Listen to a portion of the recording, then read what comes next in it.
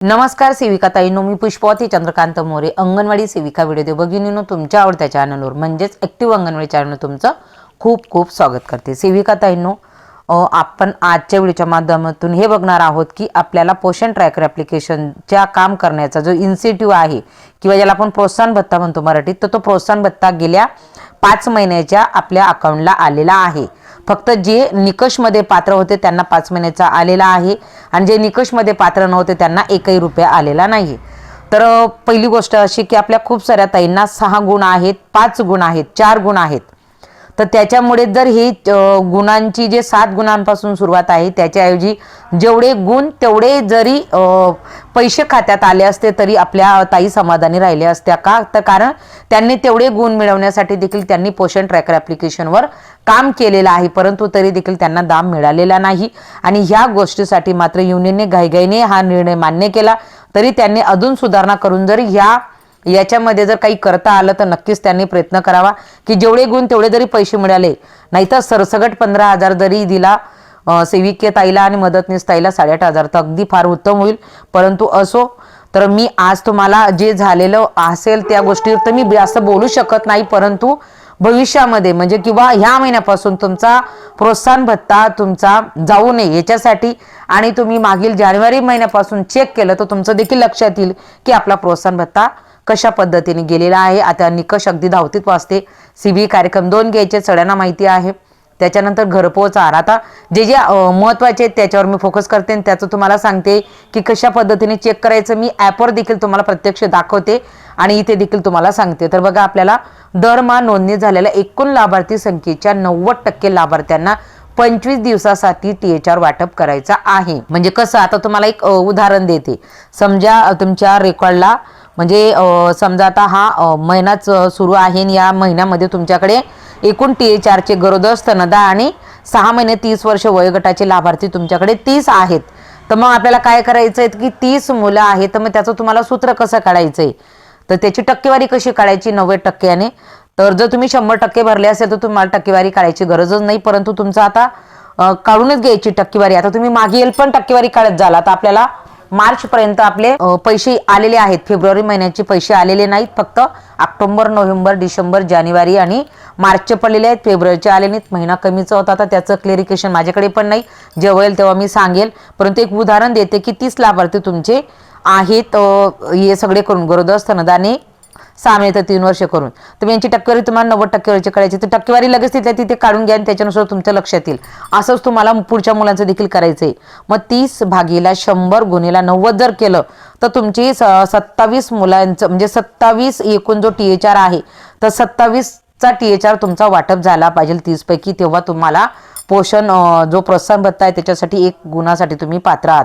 मग याच्यावरनं तुम्ही तुमच्या दुसरे जेवढे लाभार्थी असतील त्यांचं तुम्ही निकष आधीपासून जरी करत गेले तुम्ही, आता राहिलेले जे महिने आहेत एप्रिल, मे, जून, जुलै, ऑगस्ट, सप्टेंबर आणि ऑक्टोबर, तर याचं तुम्ही करू शकता या पद्धतीने की तुम्हाला काय करायचं आहे. THR साठी 90% उपस्थिती, 90% लाभार्थ्यांना THR हा 25 दिवसासाठी वाटप, हे त्यांचा निकष आहे. तर मग तुम्हाला काय करायचं आहे, एकूण जेवढे लाभार्थी त्या भागीला 100 करायचा, गुणिला 90 करायचा.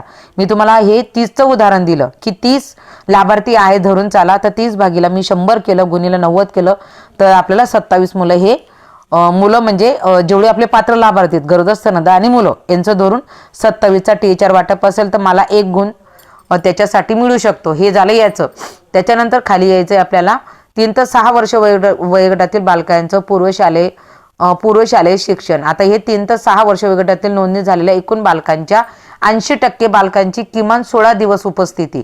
आता हे याचं देखील 80% सेम त्याच पद्धतीने करायचं आहे. तर इथे 90 टाकले, तिथे तुम्हाला 80 टाकायचे. हे मी तुम्हाला पुढे उदाहरणाच्या पुढे सांगतेच. त्याच्यानंतर गरम ताजा आहार SCM, तर 3 ते 6 वर्ष वयोगटातील नोंदणी झालेल्या एकूण बालकांच्या 80% बालकांना दरमहा 21 दिवस त्यांची उपस्थिती महत्त्वाची आहे.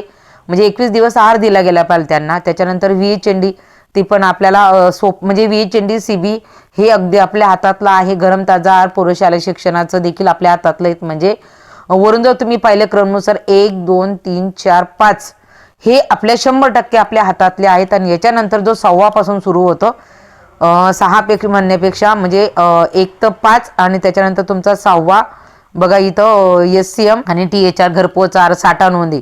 तर हे देखील आपल्यासाठी म्हणजे 6 ज्या गोष्टी आहेत त्या आपल्या हातातल्या आहेत. फक्त आपल्याला 6 नंतर 7वं जे आहे की अति तीव्र बघा SW आणि MEW. तर बघा अति तीव्र कमी वजन आणि मध्यम कमी वजन, तर हे देखील याच्यावर आपल्याला लक्ष करणं खूप महत्त्वाचं आहे. तर सॅम अतितीव्र कुपोषित आणि मध्यम कुपोषित, तर याच्यामध्ये त्यांनी जे म्हटलेलं आहे तर ते निकष असे आहेत की अंगणवाडीतील सॅम व मॅम बालकांचे प्रमाण मागील महिन्याच्या तुलनेत कमी झालेलं असणं. जरी तुमच्या रेकॉर्डला ते मुलं असतील, आता समजा ह्या महिन्याला म्हणजे आपण एक फॉर एक्झाम्पल घेऊ, जानेवारी महिन्यामध्ये तुमच्याकडे समजा तुमचे जे मुलं आहेत, आता इथं टक्केवारी तशी दिलेली नाही, इथं टक्केवारी नाही, तर इथे तुमच्या जे मुलं आहेत तुमच्या, तर तुम्हाला वाटेल आमच्याकडे खूप येत ताई. समजा आता ह्या महिन्याला तुमच्याकडे मॅमचे मुलं तुमचे ह्या महिन्याला 5 आहेत, तर पुढच्या महिन्याला ते 4 वनं म्हणजे तुमचा एक मुलगा कमी वनं, तर तो मग तुम्ही प्रोत्साहन भत्तासाठी पात्र, म्हणजे तुम्हाला तिथं X मार्क हा त्या कॉलमला मिळतो. आता कुठल्या कुठल्या याला ते पण सांगते. त्याच पद्धतीने SOWचं पण आहे. SOW MEW असलेल्या बालकांचे प्रमाण बीटच्या सरासरीपेक्षा कमी असणं, तर हे आपल्या हातात नक्कीच नाही. परंतु आपण जर सॅम मॅमची मुलं सुधारतात, तर जर ही SOW MEWची मुलं सुधारली तर ती देखील आपल्या बीटच्या प्रमाणात कमी प्रमाणात येऊ शकतात आणि ती देखील आपल्याच हातात आहे. तो देखील निकष, हे 2 जर तुमचे झाले तर तुमचे 1600 रुपये हे कन्फर्म असतात, 8 गुण मिळतात. स्थूल आणि लठ्ठ बालक ही देखील कमी प्रमाणात असतात. त्याच्यानंतर खुजी जी बालकाचं प्रमाण आहे, खुजे किंवा बुटके बालक, तर यांचं देखील आपल्याला सरासरी कमी असणं खूप महत्त्वाचं आहे प्रमाण प्रकल्पाच्या सरासरीपेक्षा. तर हे देखील प्रकल्पावर अवलंबून आहे, कोणाकडे कसे मुलं आहेत आता हे सांगता येणार नाही. परंतु नक्कीच तुम्हाला जे सॅम मॅमची बालकं आहेत तर ती आणि SOW MEW, तर याच्यावर देखील तुम्ही फोकस करणं खूप महत्त्वाचं. म्हणजे तुमचा प्रोत्साहन भत्ता काही का प्रमाणात असेल ना, तर तुम्हाला कमीत कमी 1400 सेविकेला आणि 700 मदतनीस ताईला 100% येतील. तर आता आपल्याला ॲपमध्ये बघायचं की कशा पद्धतीने आपल्याला कुठं तुमचं म्हणजे कुठं तुम्हाला ते चेक करायचंय. तुम्ही अगदी आजपर्यंत चेक करू शकता, म्हणजे ऑक्टोबर महिन्यापर्यंत. तर आता आपल्याला एक महिन्याचं चेक करायचंय. बघा आता हा जर तुम्ही पाहिला तर मे महिना आहे, तर मला जानेवारी महिन्याचं बघा इथं बघत चला मी कशा पद्धतीने करते हे तुम्हाला बघत जायचं आहे. बघा आता स्क्रोलिंग करायची आहे, बघा स्क्रोल करत जायचंय. बघा आता मी जानेवारी काढलेला आहे, जानेवारीचं बघा स्क्रोल करते आणि त्याच्यानंतर इथं कन्फर्मचं बटन आहे. प्रत्येक महिन्याचं तुम्हाला मासिक अहवाल बघायचं, काय पाहायचंय मासिक अहवाल बघायचा आहे आणि त्याच्यानंतर कन्फर्मवर करायचं आहे. जर तुम्ही पहिला महिना मी जानेवारी केलेला आहे आणि कन्फर्मवर क्लिक करायचंय. कन्फर्मवर क्लिक केलं म्हणजे तुमच्यासमोर जर तुम्ही पाहिलं तर तुम्हाला इथं जानेवारी महिना दिसेल. तुम्हाला हेच बघायचं आहे. तर हा बघा तुमचा जानेवारी महिना झालेला आहे. अशा पद्धतीने तुम्ही एक महिना बघू शकता. आता बघा आपल्याला आपलं कुठून सुरू होतं, तर आपल्याला इथून बघायचं आहे. बघा आपले जे मेन टार्गेट जे आहेत ते आपले इथं आहेत. तर मग आपल्याला कुठं कुठं बघायचं आहे तर हे बघून चला की बघा पूर्व शालेय शिक्षण, मी इथील तुम्हाला मुलं बघायचे आहेत. आता जानेवारी महिन्याची मुलं बघायचे आहेत, अगदी परफेक्ट मुलं. बघा आता हे 62 जे मुलं आहेत हे एकूण पात्र लाभार्थी आहेत. परंतु जर तुम्ही इथं आकडा पाहिला तर 59 जे लाभार्थी आहेत तर ते 25 दिवसासाठी भरलेले आहेत. मग आता यापैकी TH4चे किती आहेत, कारण का आपल्याला गरम ताजा आहाराला 25 दिवस लागत नाही, आपल्याला 21 दिवस आहे गरम ताजा आहारासाठी. 21 दिवसासाठी जरी आपले मुलं असले 100 म्हणजे 80% तरी आपल्याला 1 मार्क तो मिळणार आहे. परंतु TH4ला मात्र 25 दिवसच पाहिजेत. मग आता ह्यापैकी आता घरपोच आहार दिलेले 25, मग हा आकडा आपल्याला पकडायचा नाही. तर आपल्याला याच्यासाठी कुठं बघायचं आहे, आता सगळं जाऊ द्या. आता हे वरचं तुम्ही पाहिलं हे 62 आहेत. आता 62 पैकी आपले TH4ला किती आहेत हे बघायचं आहे. मग याच्यासाठी आपल्याला कुठं जायचं आहे, अगदी सगळं डिटेलवारी तुम्हाला आजच्या व्हिडिओच्या माध्यमातून सांगते. परंतु ताईनो तुम्ही जर व्हिडिओ पूर्ण बघणार नाही तर तुम्हाला काही कळणार नाही. त्याच्यासाठी तुम्हाला व्हिडिओ पूर्ण पाहायचा आहे. तर मग आपल्याला आता ते तपशीलवर पाहिजे की आपल्याला जे TH4चं आहे तर आधी TH4चं पाहिजे की TH4ला तुमची मुलं 62 पैकी TH4ला किती आहेत मागचं बघायचं. त्याच्यामुळे आता तुम्हाला या पद्धतीने बघावं लागेल. तपशिलात चालूचं देखील बघू शकता या पद्धतीनं. तर तपशीलवर आधी क्लिक करा. तपशीलवर क्लिक केलं म्हणजे तुमच्या समोर ह्या पद्धतीचा आकडा येतो. मग आता तुम्हाला इथं बघायचं येतं. बघा तुम्ही जर पाहिलं तर बघा इथं बघू शकता तुम्ही. तर बघा नोंदणीकृत जी माता आहे नोंदणीकृत पात्र तर ती 1 आहे आणि 25 दिवसासाठी 1 आहे, म्हणजे हे 100% आहे. आणि लगेच इथं 25 दिवस 1 दिलेलं आपल्याला फक्त वरचं जरी चेक केलं तरी चालेल. स्तनदा माता नोंदणीकृत 6 आहेत, परंतु TH4ला 25 दिवसासाठी देखील 6 आहेत. असंच आपल्याला आता 6 महिने तर 3 वर्ष मुलं देखील तुम्हाला बघायचे आहेत. तर 6 महिने तर 3 वर्ष मुलं बघा 29 आहेत. 29 पैकी इथं 28 मुलाला 25 दिवसासाठी दिलेलं आहे. तर मग आपले टोटल जे मुलं आणि गरोदर स्तनदाचा जर तुम्ही आकडा केला तर तुम्हाला अशा पद्धतीने त्याची टोटल मारायची. आता इथं 29 अधिक 6 काय स्तनदा माता 29 आणि 6 तुमच्या झाल्या 35 आणि एक जी तुमची गरोदर माता किती झाले 36 आणि आपला THR 25 दिवसासाठी वाटपचा पण आकडा आपल्याला इकडचा बघायचा आहे. आता इथं एक गरोदर माता एकला पूर्ण 25 दिवसासाठी दिलेला आहे. 6 जर तुम्ही इथं पाहिल्या स्तनदा माता ते यांना देखील 25 दिवसासाठी दिलेला आहे. म्हणजे 1 आणि 6 7 झाले आणि इथं 28 आणि 7 बघा हे 28 आणि 7 35 होतात आणि इकडे आपले किती मुलं आहेत 36.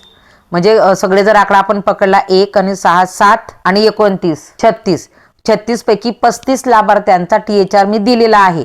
म्हणजे जर तुम्ही 90% जर केलं तर याचं जर तुम्ही सूत्र केलं आता माझे तर बघा आपण मी तुम्हाला सांगितलं की माझे 36 लाभार्थी एकूण पात्र होते. त्यापैकी 36 लाभार्थी पात्र होते. तर ते 36 पैकी मी जवळ 35 जे आहेत आपले एकूण पात्र लाभार्थी गरोदर स्तनदा आणि 6 महिने 3 वर्षे तर मी त्यापैकी 35 लाभार्थ्यांना दिलेला आहे. परंतु जर आपण टक्केवारीनुसार 90% जर केलं 36 भागिले 100 गुणिले जर 90 केलं तर मी 33 जे लाभार्थी आहेत एकूण तर 33 लाभार्थ्यांना देणं अनिवार्य आहे. तर तेव्हा मला 1 मार्क मिळणार. तर त्याच्यामुळे मला इथं 35 आहेत त्याच्यामुळे त्याचा प्रश्न नाही. त्याच्यामुळे हे देखील आपलं गणित सुटलेलं आहे. त्याच्यामुळे अशा पद्धतीने करायचं आणि मग आपले पात्र लाभार्थी बघायचे एकूण किती झाले. आता इथं 33 अपेक्षित होते परंतु माझे 35 आहेत माझं एकच कमी आहे. तर हे आपल्याला चेक करायचंय. त्याच्यानंतर आता ते झाल्यानंतर 3 तर 6चं बघायचंय.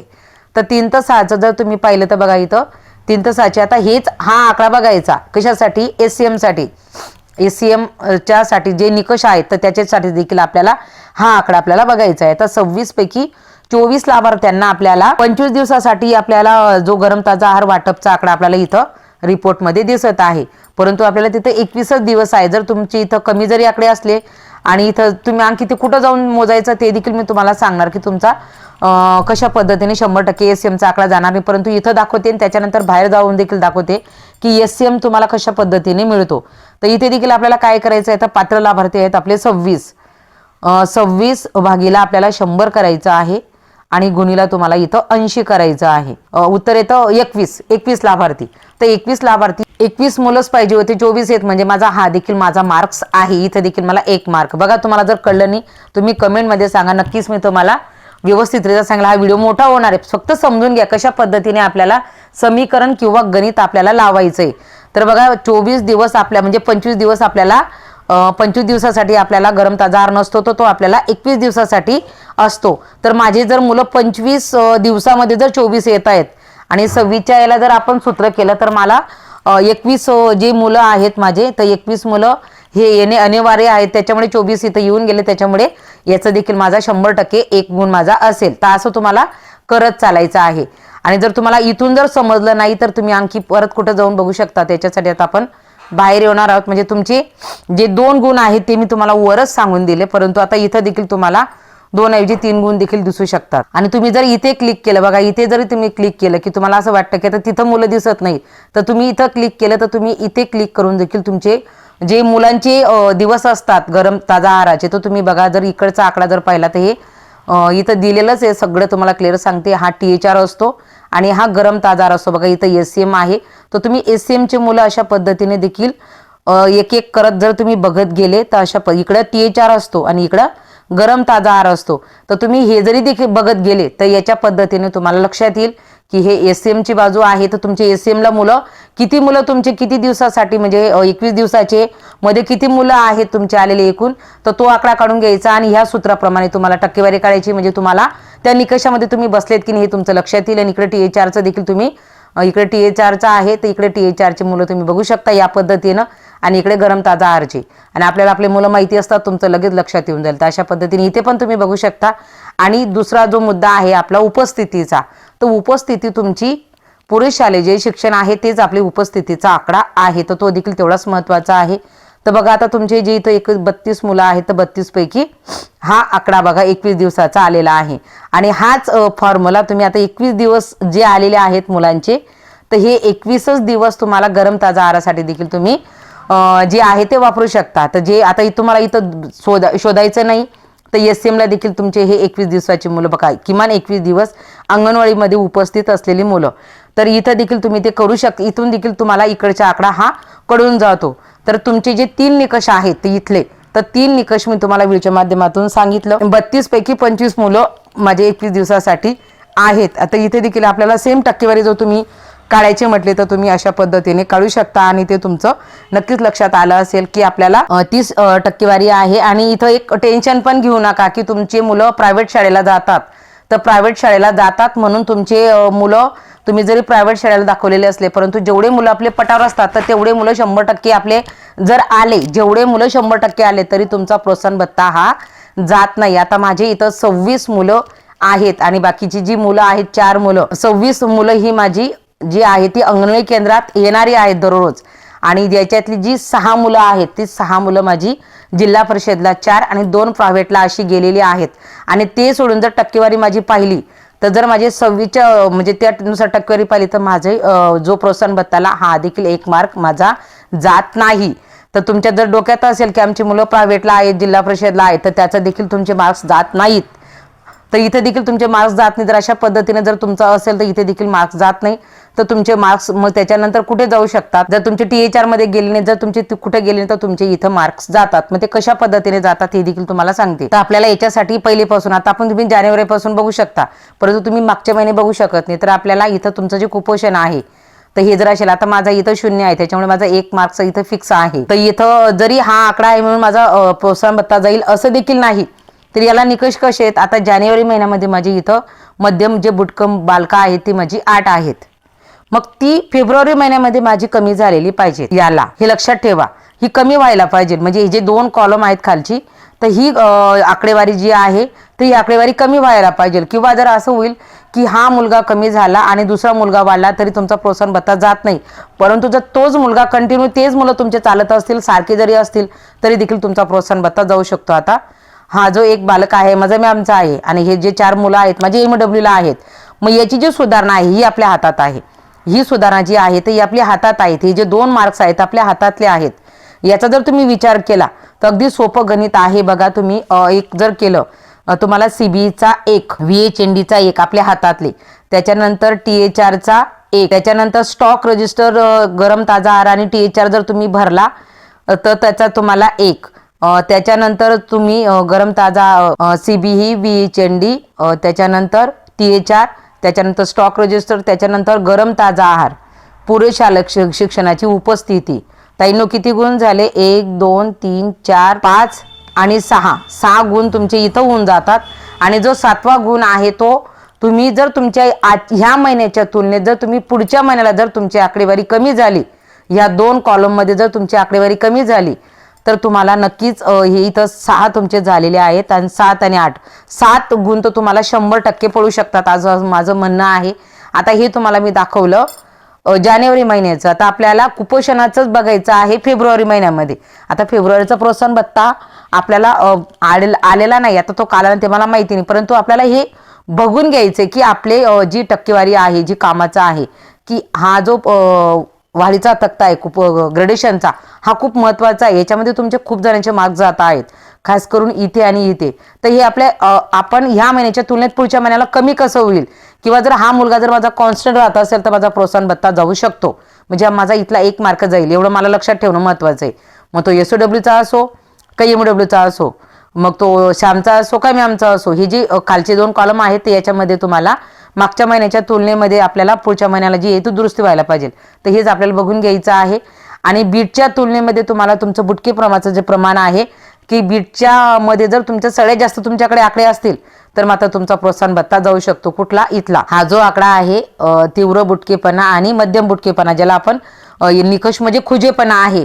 खुजेपणा आणि बुटकेपणा एकच. आता माझ्याकडे 8 आहेत, पण जर माझ्यापेक्षा जास्त जर इतर माझ्या ताईंकडे असेल आणि माझा कमी आकडा असेल तर मी प्रोत्साहन भत्ताला इलिजिबल, प्रोत्साहन भत्तासाठी पात्र आहे. पण माझ्याकडे जर आकडा बीटच्या तुलनेमध्ये त्यांच्या तुलनेत सारखा असेल किंवा जास्त असेल तर मात्र माझा इथला मार्क्स जाऊ शकतो. तर हे आपल्याला बघायचं आहे. खालच्या याला मात्र आता ह्या महिन्याला जानेवारीला 4 आहेत माझ्याकडे MWचे आणि 1 माझा मॅमचा आहे. तर आता याच्यातली माझ्या फेब्रुवारीला काय दुरुस्ती होते तर त्याच्यावर आता याच्यासाठी आपल्याला इथं क्लिक करायचं आहे आणि इथे आता आपल्याला पुढचा महिना या पद्धतीने आणून घ्यायचा आहे. त्याच्यानंतर कन्फर्मवर क्लिक करायचं आहे आणि त्याच्यानंतर आपल्याला बघत जायचंय बघा. आता सगळे ते पुढचं तुम्हाला सांगत नाही, एक एक तुम्हाला दर महिन्याला या पद्धतीने चेक करायचंय. आता जर तुम्ही पाहिलं तर हा आकडा बीट्स रावर आहे, त्याच्यामुळे याचं मी तुम्हाला सांगणार नाही. बीटच्या याच्यात जास्त जर असतील तर माझा प्रोत्साहन भत्ता 100% असेल आणि माझा येत पण त्या पद्धतीने माझा इथं गुण जात नाही, कारण माझ्यापेक्षा जास्त आकडेवारी माझ्या बीटमध्ये आहे, हे मला कन्फर्म आहे सगळ्यांचं पाहते म्हणून.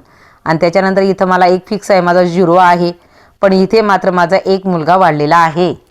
परंतु माझे इथं जरी एक मुलगा माझा वाढलेला आहे, पण मला माहिती आहे की माझे दुसरे दोन मुलं दुरुस्त झालेले आहेत आणि नवीन मुलं माझे वाढलेले, त्याच्यामुळे माझा एक आकडा वाढला म्हणून माझा इथला देखील प्रोत्साहन भत्ता गेलेला नाही. तो मात्र इथला जो माझा आकडा आहे, जो मॅमचा आकडा आहे, तो मात्र माझा कॉन्स्टंट राहिला. जानेवारी महिन्यात बी माझा तिथंच प्रोत्साहन भत्ता गेलेला आहे, कारण की माझ्याकडे गेल्या डिसेंबर महिन्यापासून डिसेंबर तर फेब्रुवारी महिन्यापर्यंत जर बघितलं तर माझ्याकडे हा जो लाभार्थी आहे तो कॉन्स्टंट होता, म्हणजे तो मॅममधून नॉर्मलला आलेलाच नव्हता. त्याच्यामुळे तो फिक्स राहिल्यामुळे, म्हणजे मी त्याच्याकडे माझं दुर्लक्ष झालं किंवा त्याला व्यवस्थित त्याचा प्रॉपर गायडन्स नसल्यामुळे, म्हणजे कुठलंही कारण धरा, काहीतरी घरच्यांचं किंवा त्याच्या आहारामध्ये त्याच्याकडे म्हणजे तो दुरुस्त झाला नाही. आता त्याचं सर्व खापर आपल्या माती मारण्यापेक्षा पालकांची पण जबाबदारी असते, परंतु आपल्याकडे इतका लोढा असतो, त्याच्यामुळे याच्यामध्ये माझा एक मार्क गेलेला आहे जानेवारी महिन्यात, कारण की मला सलग 2 महिने 2000 आले. परंतु त्याच्यानंतर मात्र माझा डिसेंबर, जानेवारी महिन्यामध्ये आणि मार्च महिन्यामध्ये देखील माझा ह्याच मुलामध्ये गेलेला आहे, कारण की मार्च महिन्यामध्ये देखील हा मुलगा आहे माझ्याकडे मॅमचा, त्याच्यामुळे गेला. मात्र एप्रिलमध्ये नाही, त्याच्यामुळे एप्रिलमध्ये माझा त्याचा मार्क्स जाणार नाही, एवढं कन्फर्म. मला हे समजून गेलं की हे असं आहे. याच्यानंतरचे हे मुलांची जरी तुमचे आकडे वाढले घाबरू नका, परंतु पहिली सुधारले आणि नवीन वाढले तर त्याच्यात टेन्शन घेण्यासारखं नाही. हा आकडा बीटच्या तुलनेत असायला पाहिजे.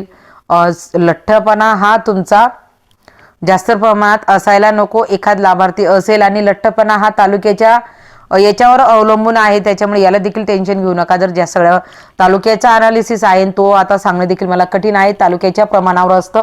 तुमच्याकडे 0 असेल म्हणजे तुम्हाला 1 मार्क मिळणारच. तर अशा पद्धतीने आपला जो प्रोत्साहन भत्ता दिला जातो तो ह्या पद्धतीने येता येईनो. जर तुम्हाला व्यवस्थित मन लावून व्हिडिओ पाहिला तर तुमचं नक्कीच लक्षात येणार आहे. तर बघा, अशा पद्धतीने आपल्याला गृहपिटीचं याच्यामध्ये कुठल्याही प्रकारचं नाही.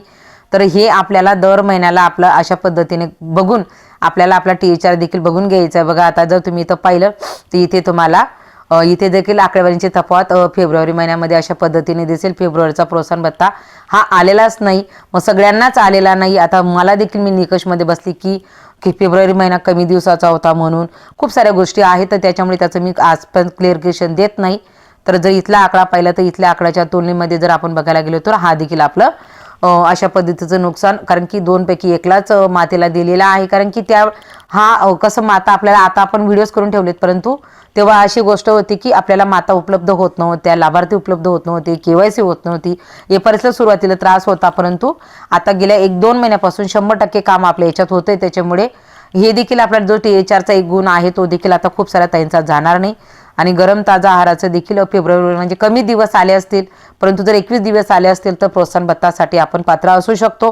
काही ठिकाणी आपलं जाऊ शकतो, काही ठिकाणी त्याच्यामुळे जर 6 गुण आले तर आपल्याला प्रोत्साहन भत्ता भेटणार नाही. तर असं जर सगळ्यांचं असेल तर फेब्रुवारी महिन्याचं मला देखील स्पष्टता नाही, परंतु ताईंनो आचवडीच्या माध्यमातून जेवढं मला समजतं, जे मी निकषनुसार मी पूर्ण स्टडी केला आणि ह्या पद्धतीने सगळं शोधलं आणि त्याच्यावर व्हिडिओ काढण्याचा प्रयत्न केला आणि तुम्हाला समजवण्याचा प्रयत्न केला. जर तुम्हाला अजूनही कळलं नसेल, तर तुमची डिमांड असेल तर परत एकदा क्लिअर करेल. आजच्या व्हिडिओपुरतं एवढंच. धन्यवाद.